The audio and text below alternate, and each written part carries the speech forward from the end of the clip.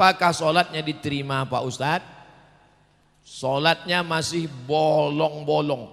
Ini. Man taraka sholata muta'ammidan, siapa yang meninggalkan sholat secara sengaja, faqad kafara jihara, kafirlah dia secara nyata.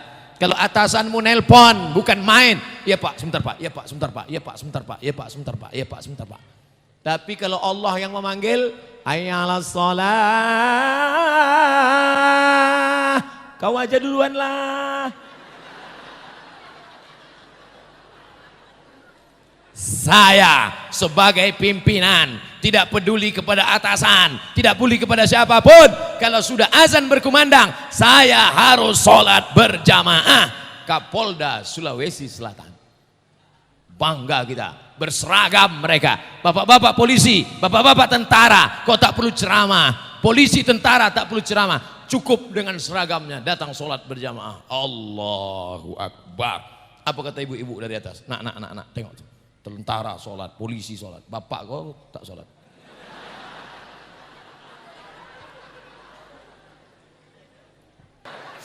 Ustadz yang mulia, aku ini tak ingin nikah karena aku ingin menempuh ilmu.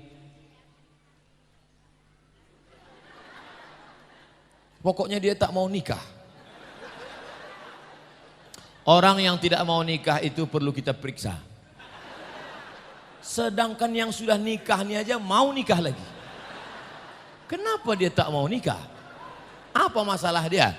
Kalau dia kena penyakit inin artinya impoten. Senapan angin tak meletup. Suami yang kena penyakit impoten, maka punya kesempatan berobat setahun. Kalau suami yang impoten berobat setahun tidak sembuh, maka istri boleh menggugat ke pengadilan. Udah, siap ibu? Hitung dah berapa bulan dia tak hidup. Laki-laki dia makan, dia minum, dia ada libido seksual, maka dia mesti menikah.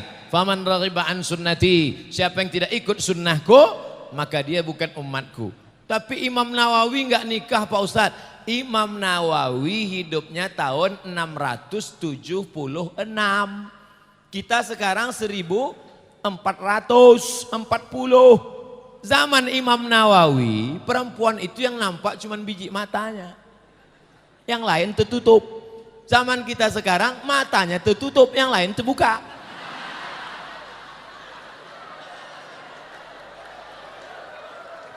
Jadi kalian anak-anak muda, ku nasihatkan kalian menikah. Mudah-mudahan anak-anak muda yang belum dapat jodoh dimudahkan Allah jodohnya. Jangan kalian hidup tak mau menikah. Di kampung kami ada masjid diimami oleh anak muda, belum kawin dia. Sahkah bila anak muda itu mimpin sholat berjamaah? www.youtube Somad, tulis di search Somad syarat imam, enter 14 syarat imam. 1, 2, 3, 4. Nomor yang ke-14 nikah. Jadi kalau imam itu maju ke depan, yang pertama pemimpin, yang kedua paling paham Quran, yang ketiga paling banyak hafalan, sampai bawah. Yang nomor yang ke-14 sudah nikah. Jadi nikah itu yang ke-14. Di tempat saya pun sama Bapak Ibu. Bulan Ramadan banyak santri tahfiz Quran jadi imam. Anak tahfiz Quran di pesantren hafal Quran jadi imam. Makmum mempermasalahkan, Ustaz Somad, iya, itu anak muda itu udah nikah atau belum? Pak, nikah nomor 14. Dia memang belum nikah tapi 30 juz dalam kepalanya. Kau udah 2 kali nikah belum juga hafal juz amma. Nikah itu ada.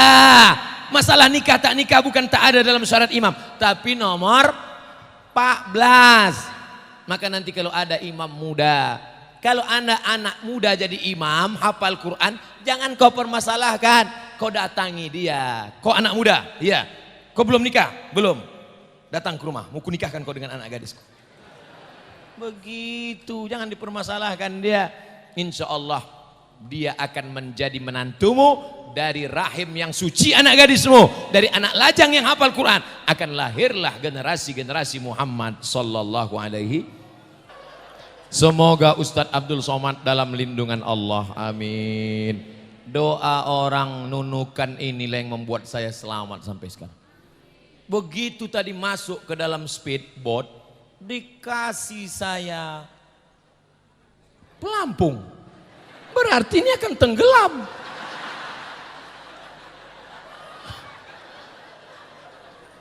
Pucat juga saya sebentar.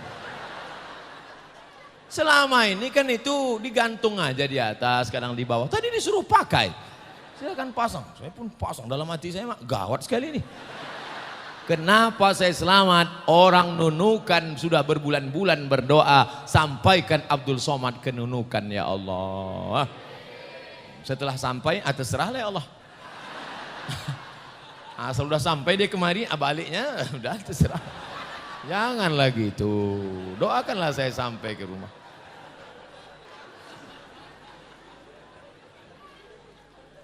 Assalamualaikum warahmatullahi wabarakatuh. Waalaikumsalam. Mohon penjelasannya Pak Ustadz. Jodoh, rezeki, mati, Allah yang menentukan. Apakah manusia bisa merubahnya? Bagaimana dengan takdir? Takdir ada yang bisa berubah, ada yang tidak bisa berubah. Ada yang kita disuruh memilih, ada yang dipilihkan Allah. Abdul Somad menjadi orang Melayu Sumatera. Itu saya memilih atau Allah yang milihkan? Andai dulu boleh milih, Abdul Somad, kau mau jadi apa? A. Arab, B. Batak, C. Cina. Tentu saya mau jadi orang Cina. Macam Jet Li lah saya sekarang. Ayah, cincai-cincai lah. Tapi ini nggak bisa milih. Ketika malaikat membawa roh, maka roh dikirimkan ke perut sesiapa kehendak Allah. Dimasukkan ke dalam perut orang Makassar, agak kareba. Dimasukkan ke dalam perut orang Jawa. Pripun kapare Pak Api? Wis perang-perang dina orang teko kene ya. Masuk ke dalam perut orang Sunda. Kumaha atuh damang. Masuk ke dalam perut orang Minangkabau. Baakawa kini ala lamo alun baswo jo ambo. Masuk ke dalam perut orang Batak Sumatera Utara. Biado, alak ita sesudena. Oh lo masuk deh. Ini kita nggak bisa milih. Masuk ke dalam perut orang Cina. Itulah dia Ustadz Felix Xiao. Masuk ke dalam perut orang Batak Tapanuli Utara. Itulah dia Ustadz Nabawan. Masuk ke dalam perut orang Sulawesi Utara. Itulah dia Ustadz Yahya Walone. Ini nggak bisa milih. Tapi antara taat dengan maksiat, bisa nggak milih? Bisa. Siang ini pilihannya antara dua. Jalan-jalan di pantai sama pacar atau pengajian? Jalan-jalan di pantai sama pacar atau pengajian? Jalan-jalan di pantai atau pengajian? Pilih antara dua. Jalan di pantai, pengajian. Pantai, pengajian. Pantai. Pergi pantai.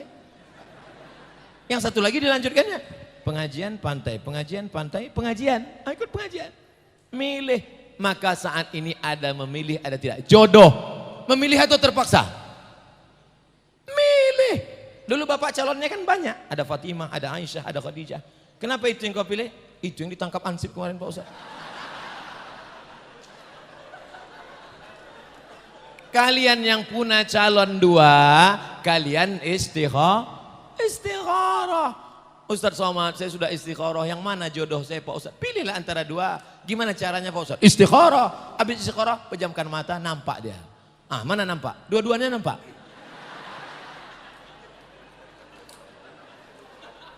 Saya ceramah ini antara ceramah berdiri dengan duduk, milih atau terpaksa? Milih. Kenapa Ustadz tak duduk? Tak ada kursi.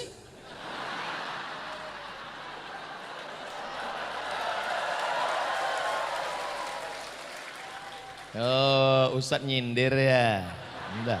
Saya Ustadz yang tak pandai sindir menyindir. Saya ceramah memang minta berdiri supaya nampak saya masih muda. Kalau udah duduk, assalamualaikum. Jangan sampai kau pakai narkoba, mabuk sakau, ditangkap Pak polisi, ada ustadz. Kenapa kau pakai narkoba? Sebenarnya saya tak mau pakai narkoba, tapi saya terpaksa oleh takdir. Ini kalau ada gini Pak polisi, tangkap paling antukkan ke dinding. Jangan sampai anak gadis hamil 2 bulan, 3 bulan, pulang ke rumah, ditanya sama bapaknya, kenapa kau hamil? Bapak jangan marah Pak, ini sudah takdir Tuhan. Dulu waktu kau dibonceng pacarmu, check in ke dalam hotel, buat maksiat, kau dalam keadaan sadar apa tidur? Sadar, dikasih Allah akal, dikasih Allah hati.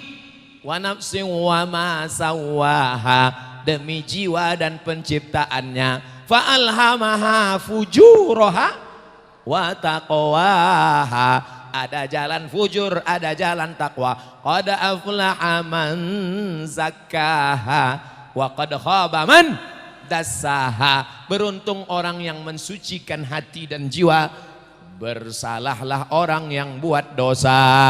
Ini jalan Allah. Mau belok ke neraka silakan, mau masuk ke surga silakan.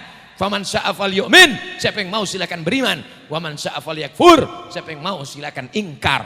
Kita diberikan mata, diberikan telinga, diberikan otak, diberikan hati. Pilihlah jalan Allah. Semua siang ini mendapatkan jalan ihdinas siratal mustaqim.